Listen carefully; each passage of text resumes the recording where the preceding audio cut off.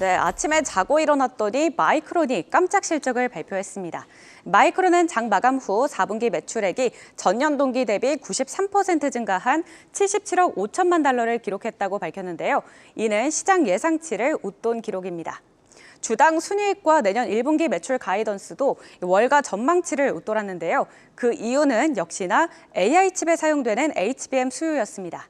강력한 AI 수요가 데이터 센터 D램 제품과 HBM 판매를 이끌며 93%의 매출 성장을 달성했고요.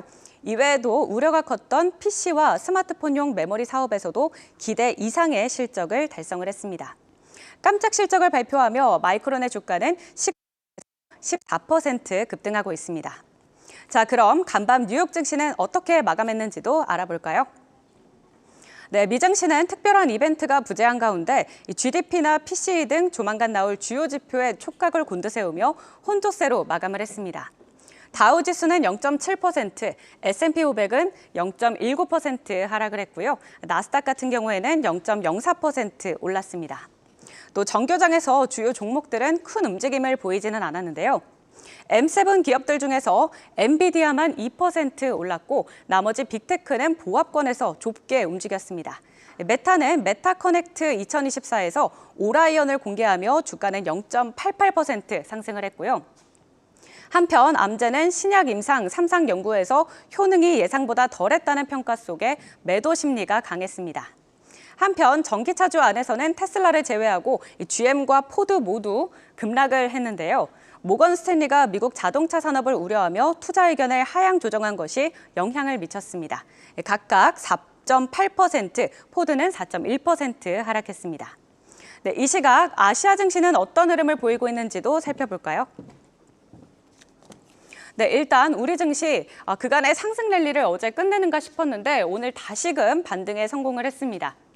코스피는 현재 지금 반도체주의 강세 속에 지수를 끌어올리고 있는데요. 2% 가까이 오름세 보이면서 2648선 탈환을 했습니다.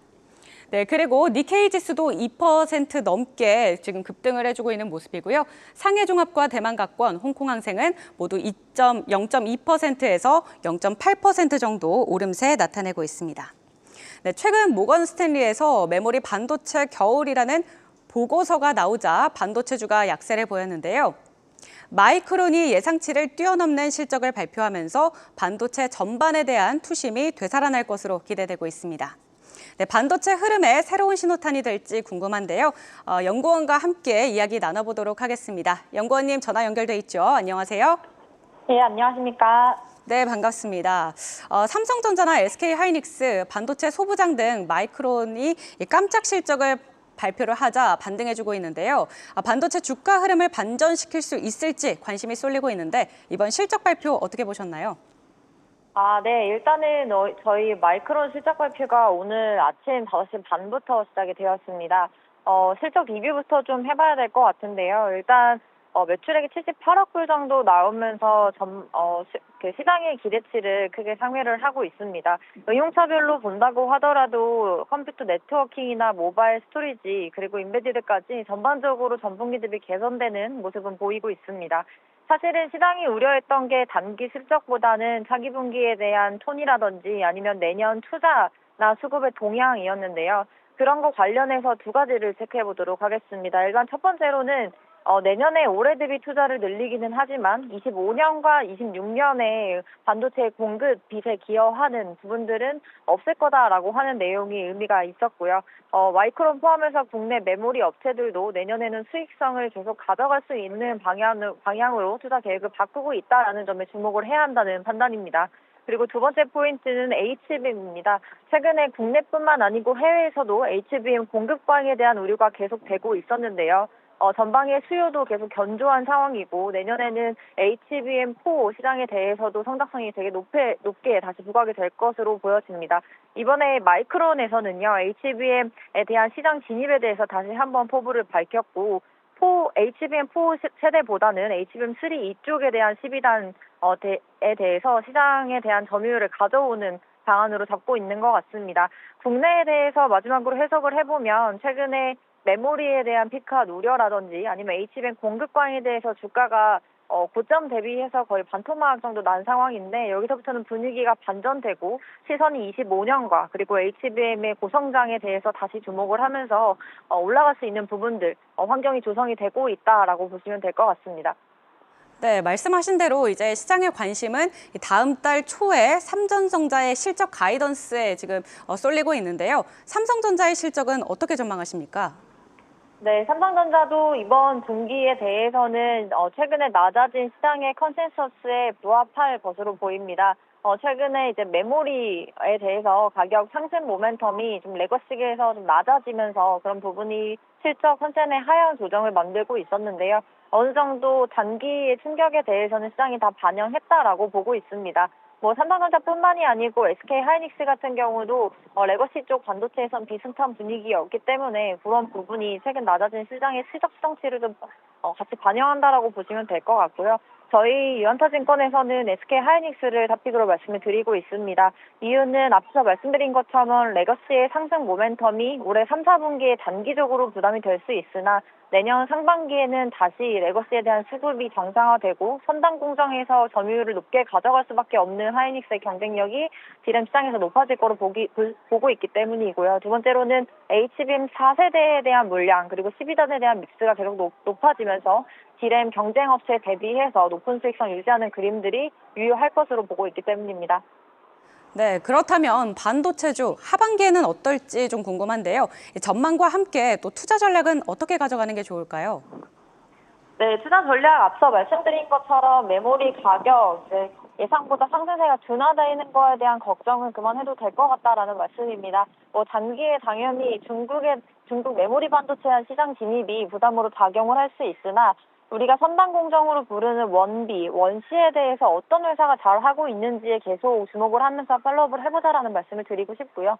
그거에 있어서는 앞서 말씀드렸던 저희의 SK 하이닉스에 대한 경쟁력이 계속 부각이 될 수 있기 때문에 하이닉스나 관련주에 대해서 좀 집중을 해보자라는 말씀을 드리고 싶습니다. 네, 지금까지 백기련 유한타증권 연구원이었습니다. 오늘 말씀 감사합니다. 감사합니다.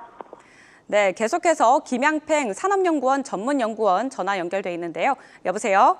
네, 안녕하세요. 네, 안녕하세요. 업계에서 가장 먼저 분기 실적을 발표해서 이 반도체 풍량계라고 불리는 마이크론의 실적이 발표가 됐습니다. 이 실적이 예상치보다 좋게 나오면서 반도체 겨울론을 불식시켰는데요. 이 마이크론 실적을 통해서 보는 반도체 경기 어떻게 평가하시나요? 예, 일단 반도체의 경기가 올해는 많이 회복되고 있는 추세였고 그 흐름이 끊기지 않고 계속하고 있다. 그렇게 볼 수 있을 것 같습니다. 실제적으로 지금 수요를 확대시키고 있는 이 AI 기술 자체가 다른 산업과의 융합이 계속 이루어지고 있고 이로 인해서 반도체 수요는 더 늘어날 것으로 전망되므로 경기 자체 호조세가 유지된다라고 표현할 수 있을 것 같습니다.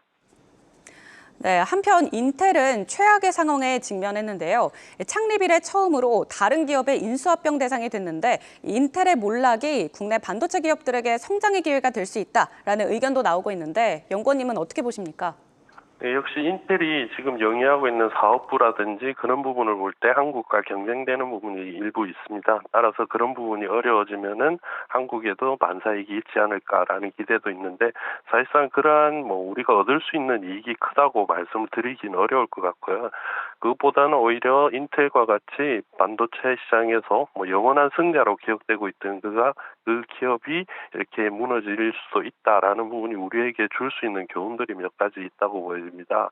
이렇게 인텔이 힘들어진 이유로서는 CPU 경쟁에서 AMD에게 틈을 주었고 그리고 AI 시장에서 GPU에 밀린 것 이 두 가지를 들 수가 있는데 따라서 우리 국내 기업들도 메모리 반도체 시장에서의 섬두로 우리가 초격차 전략이라 그러죠. 그러한 첨단 제품 개발을 끊임없이 해야 되겠다.